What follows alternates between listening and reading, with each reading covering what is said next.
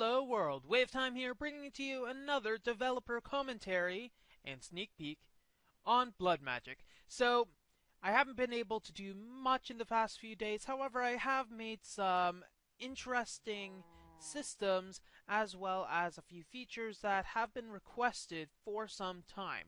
Now, one of the features that I'm going to show in this sneak peek is not really something that's necessarily been requested at all. However, it should pique enough people's interest that it should be worthwhile. So let's go with the first thing. Now, what type of mage would be able to do any sort of magic without some sort of book? Now, mainly blood mages, because heck, we're awesome. But sometimes just flicking through your mind, looking at some sort of vast trove of information that's an outside source in a different dimension doesn't really suit everything. So the people at Blood Magic Incorporated have a solution. Just add a book with feather and an ink sac, and instead of getting a book and quill, you just add a bit of finely crushed glass to get a mail order catalog. Now this just needs a bit of your blood. Just a bit. That's not added. It might. You need to scribe your name so that they know what is happening. So all you have to do is wait for the catalog.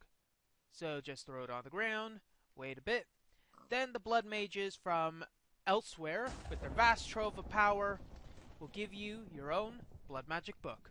And of course, I am missing a few things in this, but it works well enough. So you got the Sanguine Scientium. Name probably will change, but I think that's the running thing I'm going to go with. Now, there are going to be different books inside this. There will be a total of 5 books, which are research journals. We'll just show one of them, which is the Architect. These titles will need to change, but as you can see, there are a bunch of different things that will be here. For instance, the Life of the Mage seems to be missing a T. There's Tier 4 Altar. Now let's see one of them, for instance, the Phantom Bridge. You can see the story of how this has happened in a bit of a blurb with a set character that you'll be able to follow along with all of their research that they have done into the different types of blood magic. Now there are going to be 5 books in total. There's going to be the Architect, the Ritual Master, the Battle Mage, the Alchemist, as well as the Demonkin, and they'll all show 5 different, in total, types of blood magic that there is. So let's actually move on to the next system, and that's just going to require a bit of prior preparation. Stupid pig, get out of my testing area. Okay, so the next ritual is the Ritual of the Phantom Hands. Now this ritual setup is going to change, but I'm just going to give a slight demonstration of what it can do. However, there are different things that it can do depending on how you want to set everything up. Let's just leave the bacon here. I'm not hungry right now. So, this ritual is a logistics ritual. So, depending on what you want to use, as in if what you designate, it'll be able to do different things. So, for instance, let's set up a furnace processing ritual. All we'll need is 3 furnaces, and these are going to be the things that we're going to control. However, we're going to need to input stuff into the system. So what we need to do is take one of these input routing focus and right-click the chest that we're going to input from. And we can see that it is bound to the coordinates and its direction is down. If we right-click in the air, we can set the different directions. I'm not sure if I want to have chat spam, but we'll see. And then we can see, okay, I want to have those items from the chest be designated as an input. So now this chest is a provider to the ritual space. However, it's not very helpful without a method to output stuff. So let's have one type of output. Let's say we want to process sand. So we'll get a bunch of sand here. In fact, we'll probably need a bit more than that because sand is a precious commodity that we have so little of. So we got that. Now we want to output from here into these furnaces. So let's see. Let's have 1, 1, and 1, and now we have it designated as the different furnaces. There will probably be a tooltip saying what it originally bound to, but for now this is what it is right now. Just a bunch of coordinates. Now what we do with this is we need to designate what side do we put stuff in. Right now it'll attempt to shove stuff in through the down slot. That's not what we want. We want to have it go in the up position. And if we check, now they are all up. So we put focus, focus, focus. Not going to be helpful right now because it doesn't really know what it wants. So we want something to be shoved up into the top of those furnaces. However, we don't know what it is. Let's put sand. Maybe I should activate this. Always helpful. Activate. There we go. Caution, system still in development. There we go. So I forgot to remove a test from one of the original methods that this used to use. It used to have a buffer inventory, but you can imagine how annoying it would be to have input routing focuses to basically just say, shove everything into the buffer chest. If there's no room, too bad. Kind of not the most kosher of things to do. So now we have sand in our thing. And obviously that is good. We can also, for instance, add some iron ore if we want to process stuff, or if we want to be a bit more fun with the system, we'll put oak wood as another possible thing that it will be able to route. So if we were to see, it can't really shove anything in there. That's not really helpful. However, if we do that, we'll be able to get our oak wood there. So the system still is missing a few things, and that is not the most beneficial of things that we can possibly have. So what next is there for us to do? I don't know, maybe putting some coal in these furnaces. So bind, bind, bind, and which direction does the coal go in a normal hopper setup?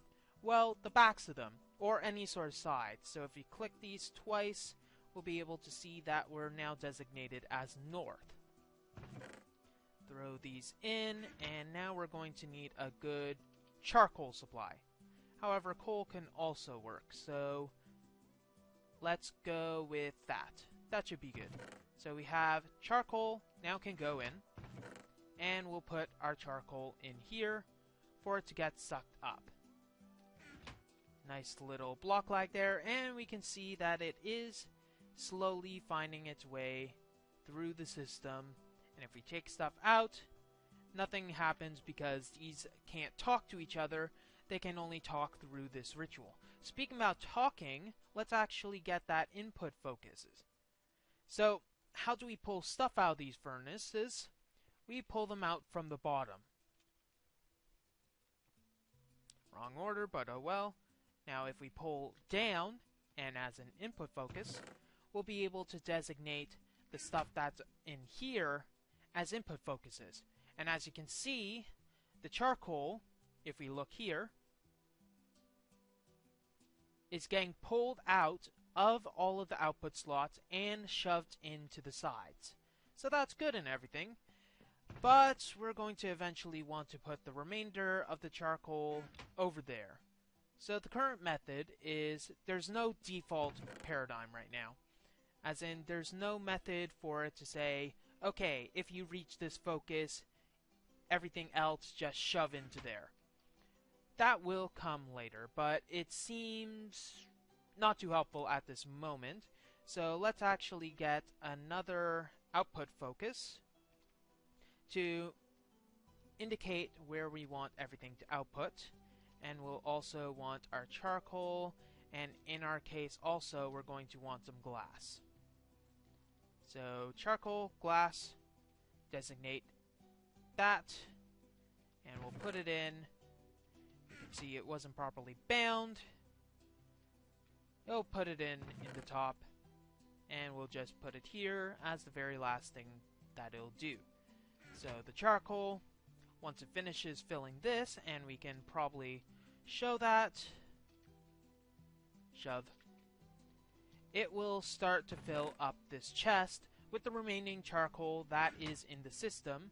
And if we wanted to add a few other goodies, all that we'd have to do, let's just put those over here, all that we'd have to do instead is add a few more slots. So charcoal, we could also have iron being pulled out, or we can also have coal being put in, we can have other things put in here.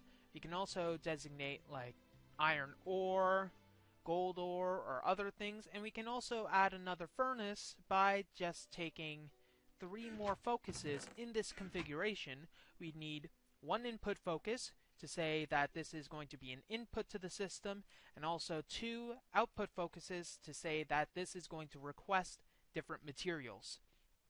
So that is basically the basic system that it's there. Currently, these default routing focuses make sure that the items are exactly what you requested.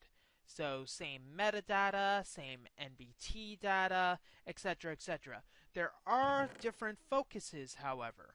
For instance, there is going to be, and already is, a mod ID focus. So anything that matches the particular mod ID will go into a different location.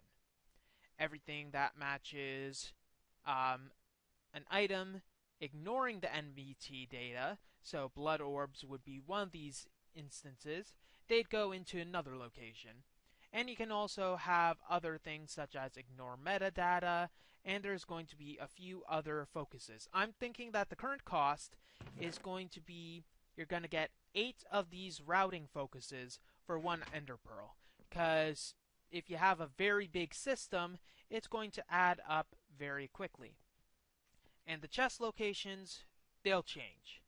But there are probably going to be 4 chest locations, foci slots, if you will, to indicate the input, and 4 to indicate the output.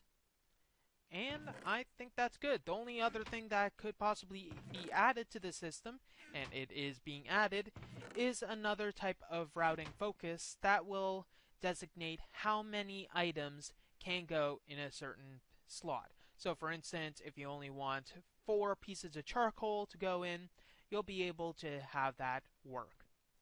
So, that's all the time we have for this episode of Blood Magic Developer Commentary and Sneak Peek. If you like what you see, don't forget to rate, comment, and subscribe to future developer commentaries.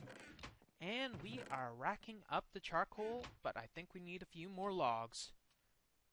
WayofTime here, signing off. I just love watching this system work. Have a wonderful day.